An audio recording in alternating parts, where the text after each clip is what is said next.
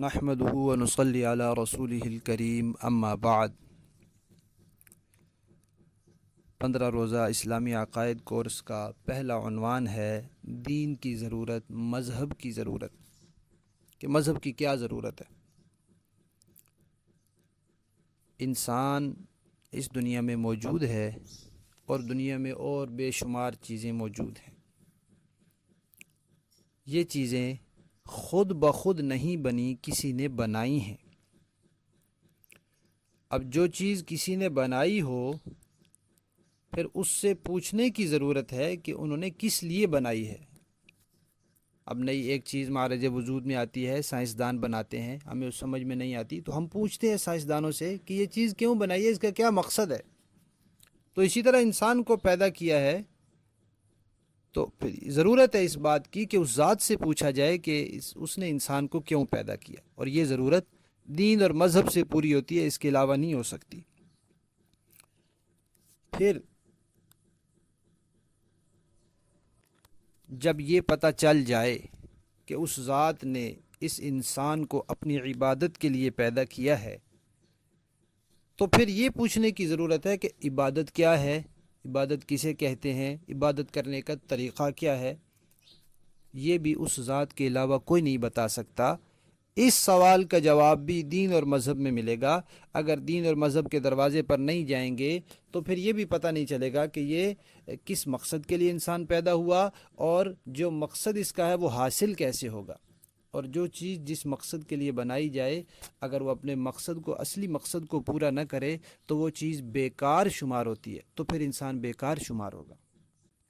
انسان کو اچھے کام کرنے اور برے کاموں سے بچنے کا حکم دیا ہے، لیکن اس کو اختیار دے دیا، طاقت دے دی، اچھے بھی کر سکتے ہیں، برے بھی کر سکتے ہیں۔ آخرت میں پھر اچھے کاموں پر اجر ہے اور برے کاموں پر سزا ہے۔ اچھے اور برے کام کیسے پتہ چلے گا کہ یہ کام اچھا ہے، یہ برا ہے؟ اس کے لیے ایک دین کی ضرورت ہے۔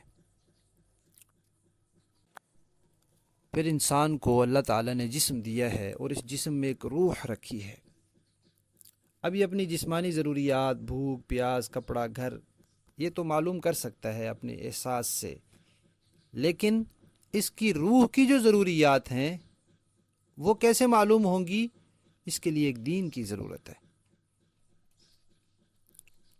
پھر انسان دنیا میں رہتا ہے، دنیا میں جتنی بھی چیزیں ہیں ان سب چیزوں کے مالک اللہ تعالیٰ ہے، اور کوئی بھی چیز مالک کی اجازت کے بغیر استعمال کرنا ایک عقلی طور پر ہر کوئی تسلیم کرتا ہے کہ کسی کی چیز اجازت کے بغیر استعمال کرنا درست نہیں ہے۔ تو دنیا کی کوئی بھی چیز انسان نے استعمال کرنی ہے تو اس کے لیے اس کے مالک سے اجازت لینی پڑے گی کہ یہ چیز آپ نے بنائی ہے، آپ کی چیز ہے، آپ اس کے مالک ہیں، ہم یہ استعمال کر سکتے ہیں یا نہیں، اور کر سکتے ہیں تو کیسے استعمال کر سکتے ہیں، اس کے استعمال کا طریقہ کیا ہے۔ جانور بنائے ہیں اللہ تعالیٰ نے، کون سے جانور کا گوشت ہم کھا سکتے ہیں، کون سے کا نہیں کھا سکتے۔ یہ دنیا میں رہنے کے لیے بھی ہمیں ایک دین کی ضرورت ہے جو دین ہمیں بتائے گا۔ پھر کچھ کام ایسے ہیں جن سے معاشرے میں بگاڑ پیدا ہوتا ہے۔ اب کون سے کام ہیں جن سے معاشرے میں بگاڑ پیدا ہوگا، یہ معلوم کرنے کے لیے بھی یعنی عقل کی بنیاد پر 100% یہ نہیں طے ہو سکتا کہ یہ کام بگاڑ والے ہیں اور یہ سنوار والے ہیں۔ پھر ہم دیکھتے ہیں کہ ہمارے ہاں برکت اور نحوست کا ایک تصور ہے کہ برکت ہو گئی ہے، نحوست ہو گئی۔ کن کاموں کی وجہ سے برکت ہوتی ہے اور کن کاموں کی وجہ سے نحوست ہوتی ہے، یہ جاننے کے لیے بھی ایک دین کی ضرورت ہے، کیونکہ دین کے علاوہ کوئی نہیں بتا سکتا، مذہب کے علاوہ کوئی نہیں بتا سکتا کہ یہ چیزیں برکت کا سبب ہیں اور یہ نحوست کا سبب ہے۔